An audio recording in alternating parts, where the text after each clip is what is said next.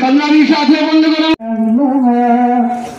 واجعل لنا من لدنك وليا واجعل لنا من لدنك نصيرا الذين آمنوا يقاتلون في سبيل الله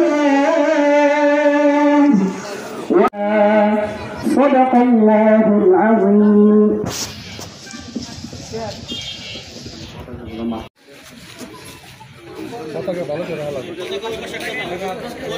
আমার একটা প্রশ্ন, যদি এরা ধর্ম ব্যবসায়ী হয়ে থাকে তাহলে একজন খাঁটি মুসলমান হিসেবে এই যে হত্যাযজ্ঞ চলছে, মুসলিম নিধন চলতেছে, এর বিরুদ্ধে এর প্রতিবাদে আপনি একজন খাঁটি মুসলমান হিসেবে কি করছেন? এটা একটা প্রশ্ন থেকে যায়।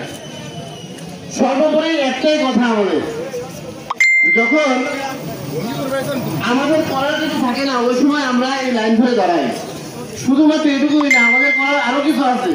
সেটা হলো যে এই যারা এই হত্যাযজ্ঞ চালাইতেছে তাদের ইন্ধনদাতা যারা আছে তাদের দায়িত্বকে পাড়িয়ে নেওয়ার জন্য জিহাদ ঘোষণা করেছেন।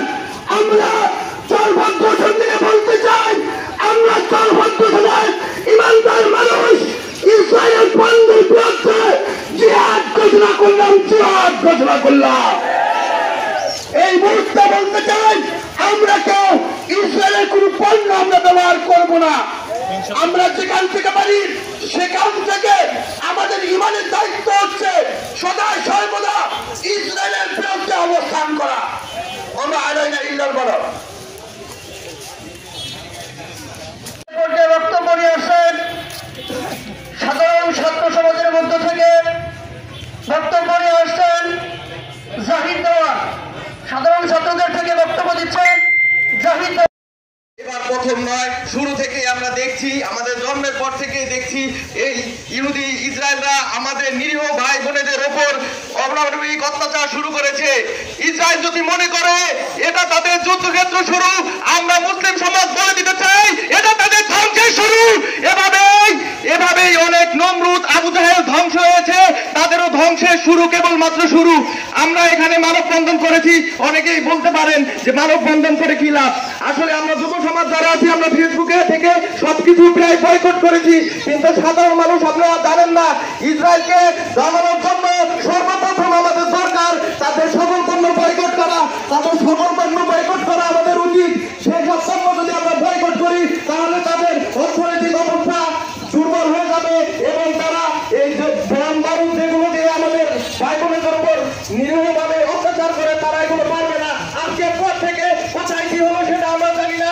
আমাদের দরপত্র শুনে আর কোন ইসরায়েলি পণ্য ব্যবহার করা যাবে না। যারা দোকানদার আছেন তারা আপনারা আর পরবর্তীতে আগামীতে কোনো ইসরায়েলি পণ্য বাংলাদেশে উৎপন্ন হয় আপনারা দয়া করে মায়া কান্না করে কোনো লাভ হবে না। দোয়া করতে হবে এবং ইসরায়েলি পণ্য সকল প্রকার বয়কট করতে হবে। এবং আমরা যদি বইয়ের বিষয়কে দেখানো যে আমরা এখানে মুসলিমের পক্ষে আছি, সবাই আছেন, সবাইকে ধন্যবাদ যে আমরা এখনো মুসলিম যদি এভাবে এক হতে পারি। প্রতিটা মুসলিম যে যদি এক হতে পারে, ইসরায়েল কিন্তু মুসলিমদের কাছে কিছু না। আমাদের সবাই ঐক্যবদ্ধ থাকতে হবে, সবাইকে ইসরায়েলি পণ্য বয়কট করতে হবে। আমরা যার যার অবস্থান থেকে, আমি একটা কোক খাই, আমি যদি কোকটা না খাই এখান থেকে যে বেনিফিট আসবে সেটা কিন্তু ইসরায়েল পাবে না। তা আমাদের সবাই উচিত ইসরায়েলি পণ্য বয়কট করা। ধন্যবাদ সবাইকে।